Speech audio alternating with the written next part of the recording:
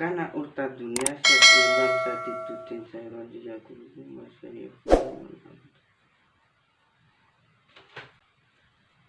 Hai teman-teman yang sedang melihat video ini, selamat datang di channel saya. Selamat malam jika kalian menonton pada malam hari. Selamat pagi jika kalian menonton pada pagi hari. Selamat siang jika kalian menonton pada siang hari. Selamat sore jika kalian menonton pada sore hari ini. Pada sore hari maksudnya sore hari ini. Aduh, lampu ini biasa. Perlu diketahui, para omnivora yang semoga dimuliakan oleh Allah, bagi kalian yang ingin melakukan berkembang biak dimanapun habitat kalian, apapun kedudukan kalian, jika kalian mau melakukan perkembangbiakan alias nikah, itu sebaiknya yang biasa-biasa saja, dan maharnya ya juga biasa-biasa saja. Jangan sok keren gitu. Kan ada yang kemarin di media sosial saya melihat postingan itu, ada yang minta mahar pakai 2 rakaat sholat, ataupun ada juga yang meminta Al-Quran. Semulia apakah wanita tersebut kok minta Al-Quran barang? Al-Quran kok nggak tuku ngonoan, kasarannya seperti itu. Ibadah itu hanya untuk persembahan pada Sang Ilahi, bukan untuk pengharapan pada sesama manusiawi ataupun pujaan hati. Kok ada wanita yang minta mahar pakai hal tersebut? Itu kalau menurut saya itu gak sopan lah, karena ibadah apalagi Al-Quran itu kan ya hanya untuk pengharapan ridho ilahi. Mungkin karena Al-Quran untuk dihibahkan itu boleh-boleh saja, atau ibadah itu jangan buat mahar, tapi bisa dibuat untuk permintaan saja. Kalau mahar itu sebaiknya ya pakai harta, jangan sok keren, karena ya lucu gitu. Mahar kok pakai ibadah, pakai Al-Quran. Tapi terserah, pendapat orang kan berbeda-beda ya. Kalau pendapat saya sih seperti itu, tapi ya terserah saja. Kalau masih mau melakukan mahar pakai Al-Quran lah, pakai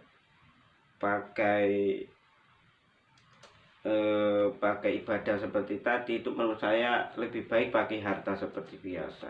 Kalau tidak mampu gimana ya? Kalau di dalam hati kan itu ada.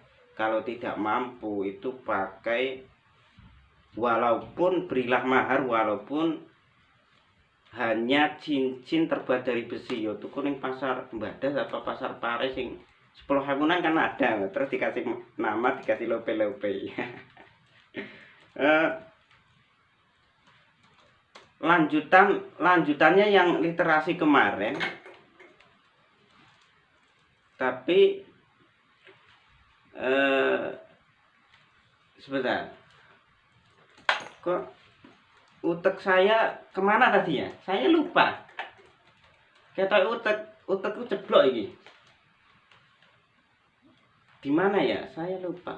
Oh iya, saya belum dandan, jadi utek saya masih belum terpenuhi. Sebentar, kita jeda dulu. Bertemu lagi dengan saya, Arek Rodok Pekok. Saya sudah membuat literasi berdasarkan ngaji kemarin tanggal 1 Mei 2020. Pasti kalian sudah menonton kan live streaming dari channel kita, yaitu Ngaji Taklim itu.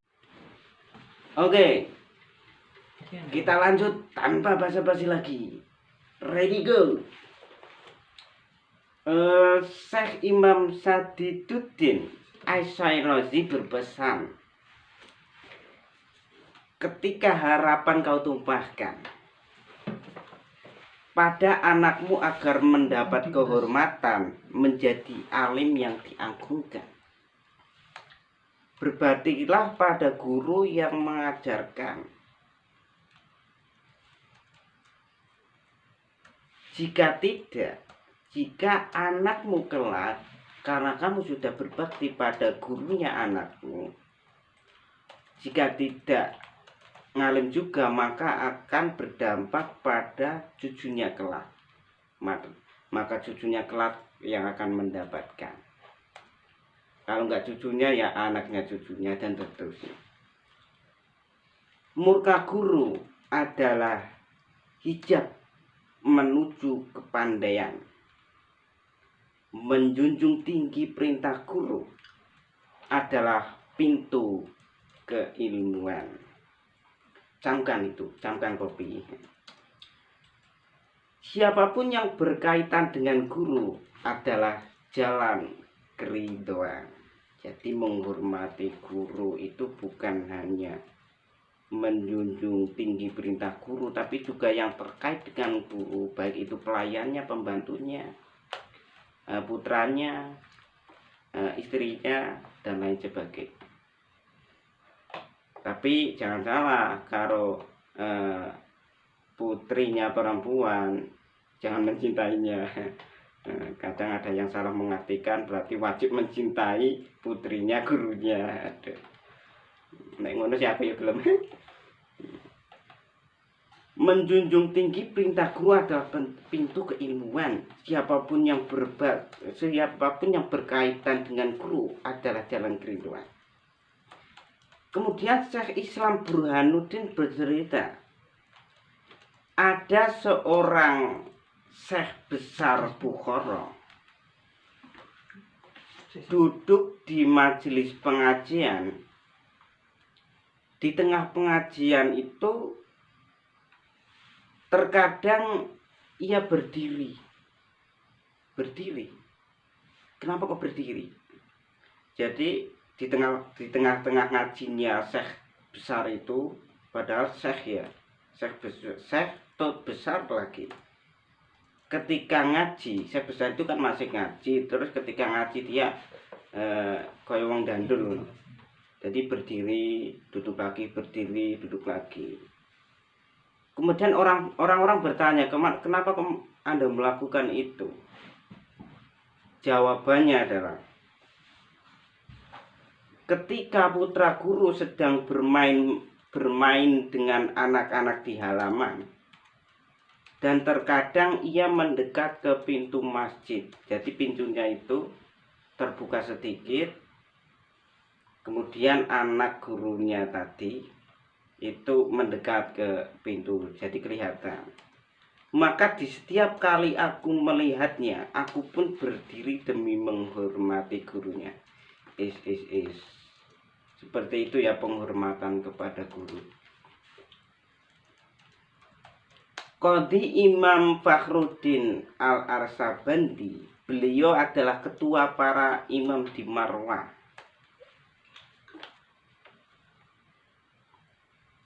Saya bisa seperti ini, katanya. Saya bisa seperti karena pengabdian kepada guru, berkhidmah atau melayani, dan memasak makanan beliau selama 30 tahun tanpa pernah ikut mencicipi. Ini juga sangat sangat erotik. Syekh Imam yang mulia Syamsul Alamah Al-Hulwani, karena suatu peristiwa sehingga beliau keluar dari Bukhara untuk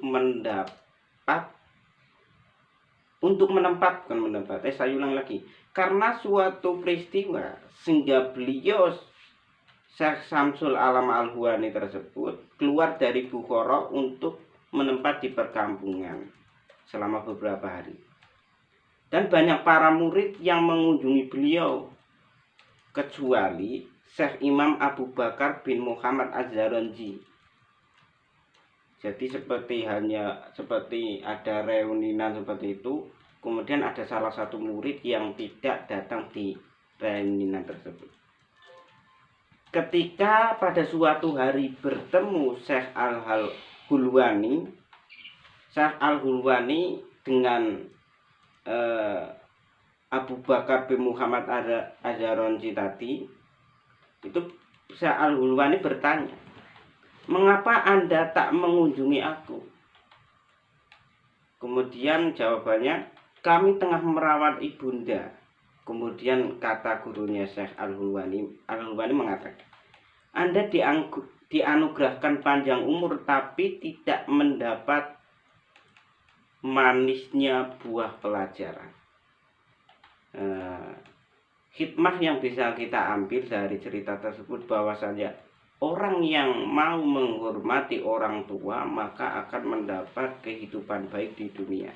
Tapi orang yang menghormati gurunya maka akan bermanfaat bagi ilmunya. Maka hormatilah keduanya akan mendapat dunia dan ilmu. Kalau ilmu tentunya muaranya yaitu di akhirat. Maka ketika kalian ingin sukses dunia dan akhirat, hormati orang tua, hormati guru. Kemudian pada akhirnya cerita selanjutnya, sebagai besar hari-hari Jaronji waktunya dihabiskan di rumah sehingga kesulitan untuk belajar lagi. Ada sebuah nasihat, barang siapa yang melukai gurunya maka tertutuplah keberkahan ilmunya kecuali hanya sedikit. Berarti masih ada kesempatan kalau seseorang yang sembrono terhadap gurunya, tapi hanya sedikit. Sesungguhnya guru dan dokter tidak akan mendiagnosa jika tidak dihormati. Ada kata mutiara, jika kau abaikan dokter, sabarlah dengan penyakitmu. Jika kau abaikan guru, maka sabarlah dengan kebodohanmu, ketololanmu, kekoclokanmu.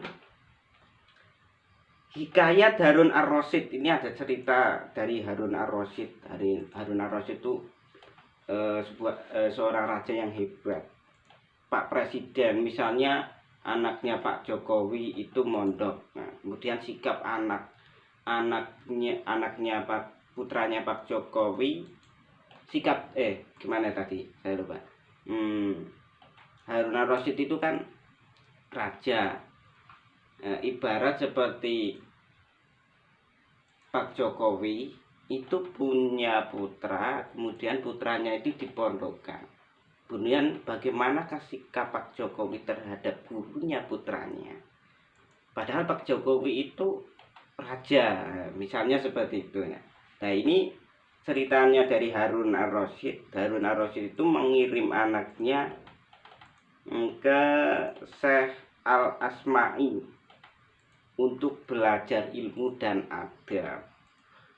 Pada suatu hari khalifah, maksudnya Harun Ar-Rasyid itu melihat Al-Asma'i sedang berwudu dan membasuh sendiri kakinya. Sedangkan putra khalifah hanya menuangkan airnya saja tanpa ikut serta dalam membasuhnya. Kemudian Harun Ar-Rasyid khalifah itu melihat anaknya yang hanya menuangkan air pada gurunya. Kemudian Harun Ar-Rasyid itu menegur pada gurunya anaknya Harun Ar-Rasyid. Gimana menegurnya? Menegurnya itu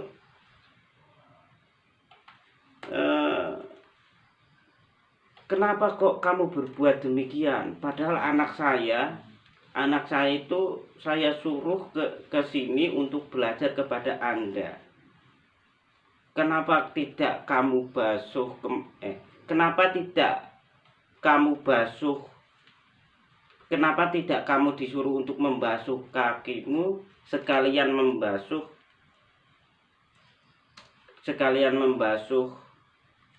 menuangkan air sekalian membasuh kakimu, kenapa kok tidak demikian? Nah, itu ya. Begitu Harun Ar-Rasyid walaupun raja tapi kepada sikap guru anaknya juga hormat. Itu yang menjadikan anaknya Harun Ar-Rasyid itu menjadi orang besar. Dan kemarin juga ada postingan yang seorang pejabat itu karena anaknya melakukan kesalahan, pejabat tersebut merasa tinggi sehingga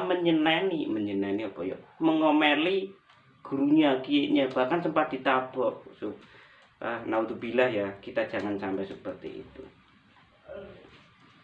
menghormati kitab juga menghormati ilmu. Ambillah kitab dalam keadaan suci, itu juga menghormati ilmu. Karena suci adalah cahaya, ilmu juga adalah cahaya. Cerita Syekh Syamsul A'imah, Syamsul Alamah Al-Hulwani, kalingane Syamsul Ma'arif. Cerita Syekh Syamsul Alamah Al-Hulwani pernah berkata, saya mendapat ilmu ialah karena penghormatan. Karena saya tidak pernah menyentuh kitab kecuali dalam keadaan suci. Juga belum pernah saya ulangi lagi ya.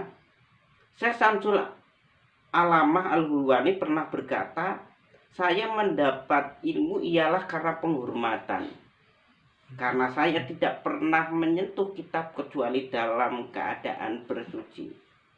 Juga beliau pernah pada suatu hari itu sakit perut pada malam hari, sehingga memaksa ia pun berwudu sampai 17 kali. Karena sakit perut kan mesti ngentut tai, jadi ngentut wudu. Kalau yang saya amalkan itu, kalau seperti itu saya sendiri belum bisa mengamalkannya. Yang saya amalkan itu tidak pernah, walaupun dulu pernah sih, tapi saya tidak pernah kalau kitab itu diletakkan di bawah.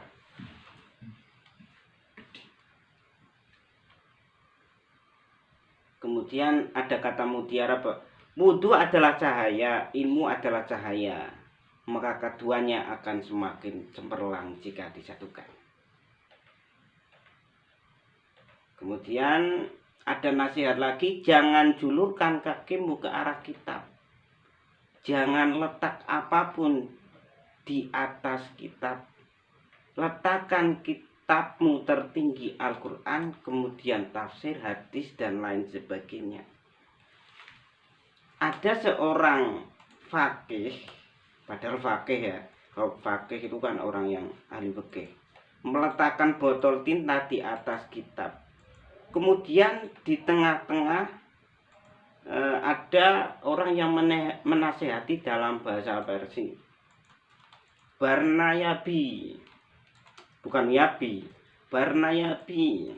Ada yang mengatakan Burnayabi, artinya tidak berkah ilmumu. Tapi Syekh Fakhruddin yang dijuluki Qodhikhoni itu memperbolehkan melakukan tersebut kalau dalam keadaan darurat atau dalam keadaan dengan niat tidak meremehkan, tidak maksud meremehkan ilmu, maka boleh-boleh saja. Lah darurat piye-piyen